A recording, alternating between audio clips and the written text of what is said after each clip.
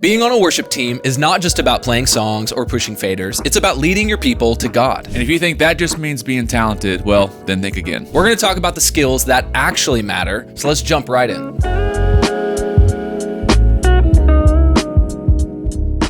Well, hey y'all, welcome to the MxU podcast. We're here to help you and your worship ministry achieve excellence every single Sunday, starting this week.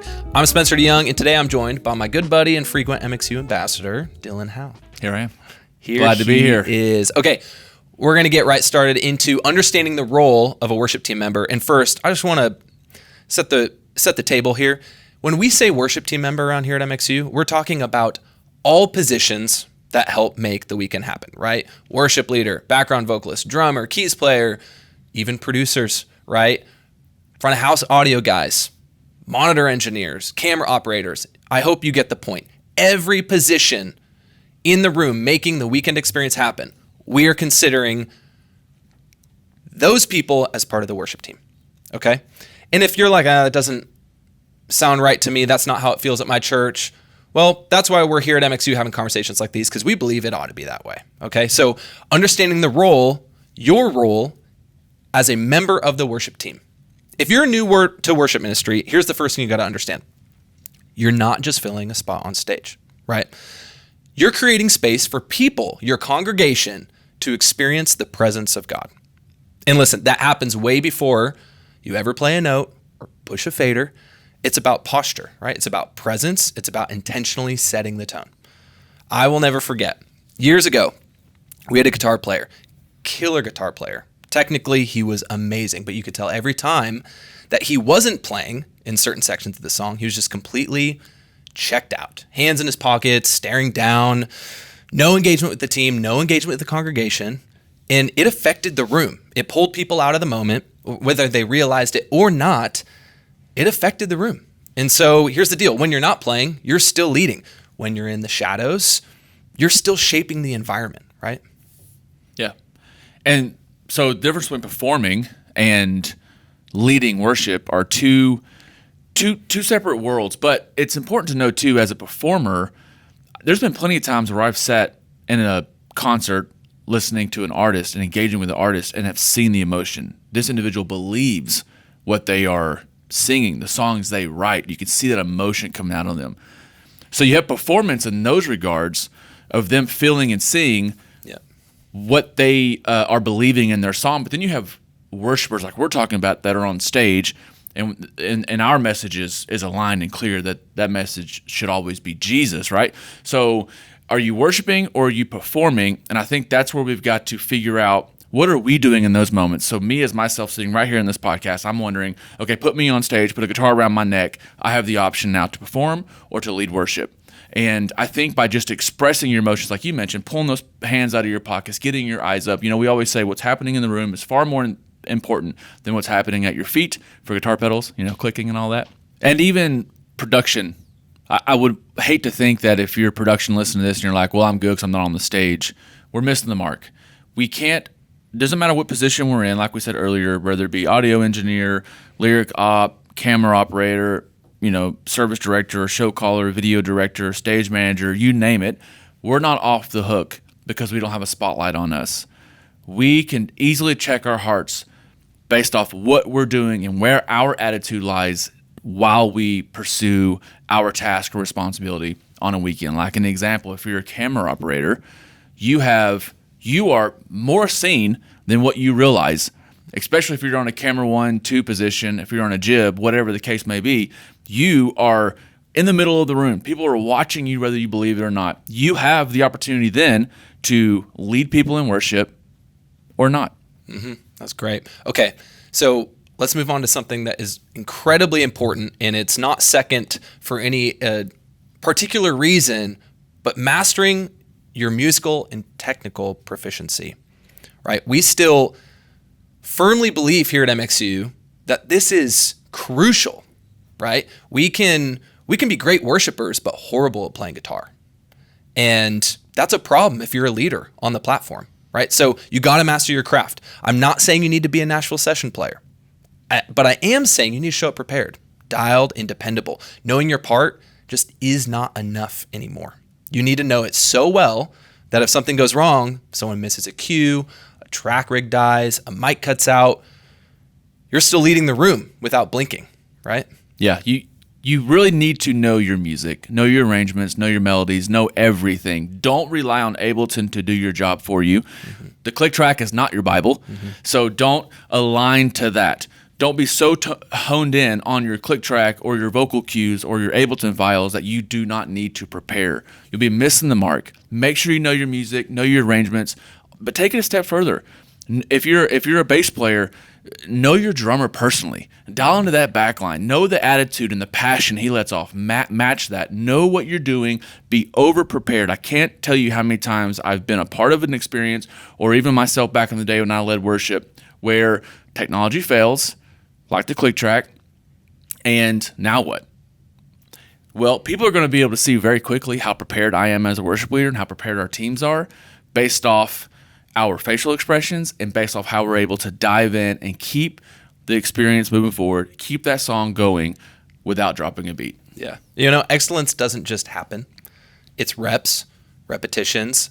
It's woodshedding. When nobody's watching, it's taking vocal lessons, learning basic music theory, tightening your timing, watching videos, get out there on YouTube, get an MxU, learn your craft. It's asking the hard questions. Am I really prepared? Or am I just showing up and hoping everything works out? And I've been there.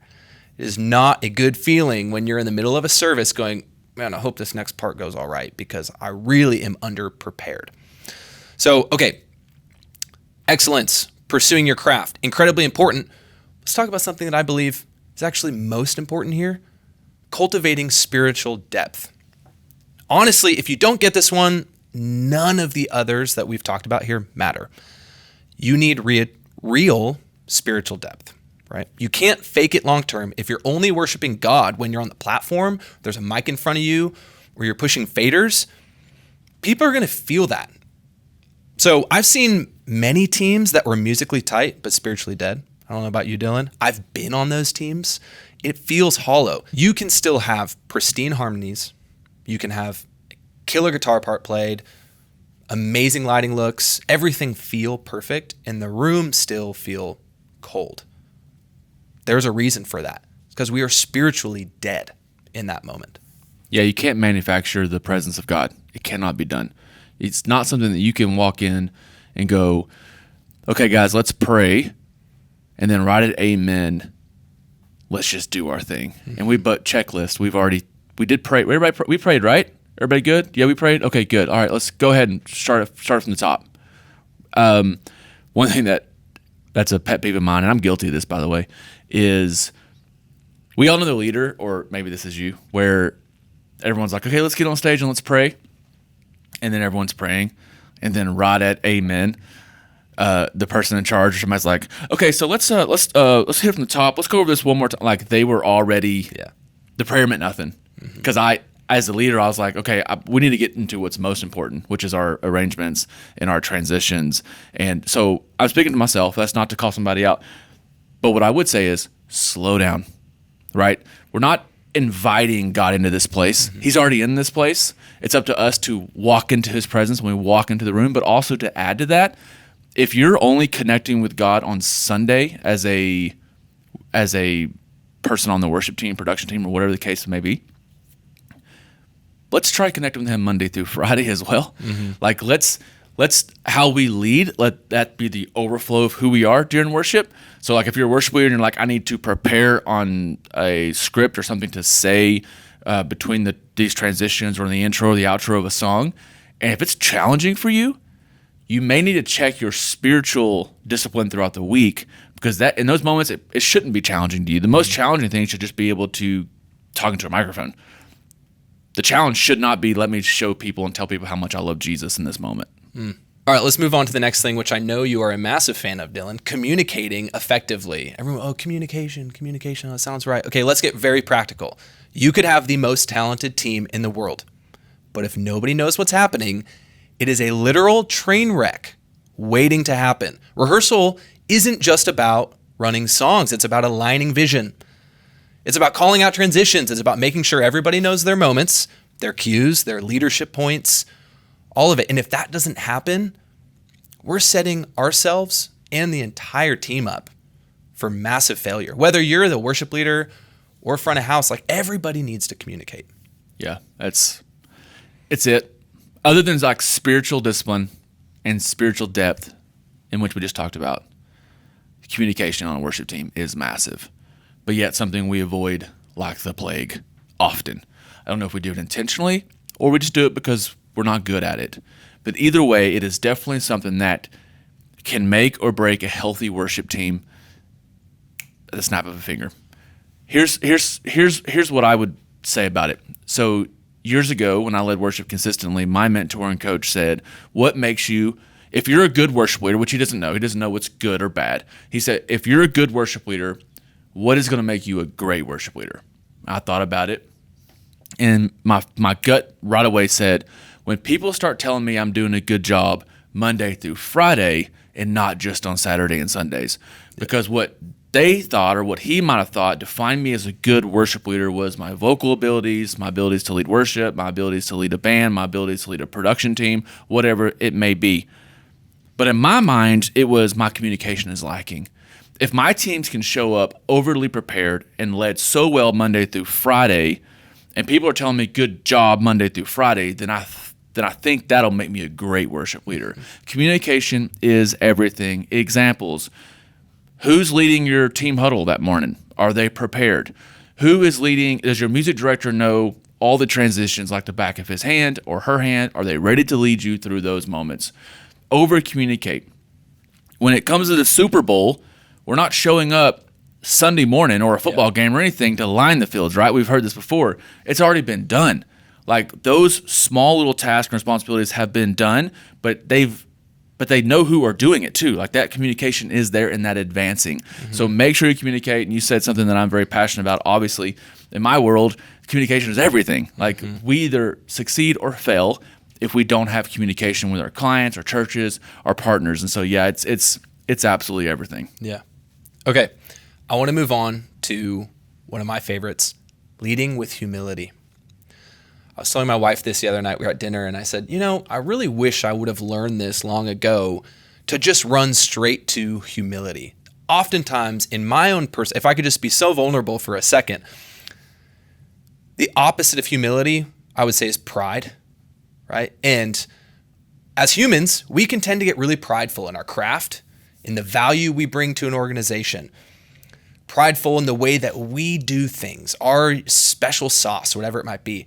And your pride just kind of starts to, I call it like pride stacking. You just pride, more pride, and then you just have that massive fall. Because eventually as humans, we screw up. And then we find ourselves in this state of humility. And we're like, oh, this feels really freeing. This is what the Bible talks about, humility. Oh, wow. And so this has been something that I've been processing for myself. What does it look like to just run straight to humility? Just skip all that other junk. You don't have to deal with pride. We don't need to give in to our flesh in how awesome we think we are. We can actually just run directly to humility, and it's going to save us and everybody else in the process a whole lot of pain. Okay, so let me connect the dots.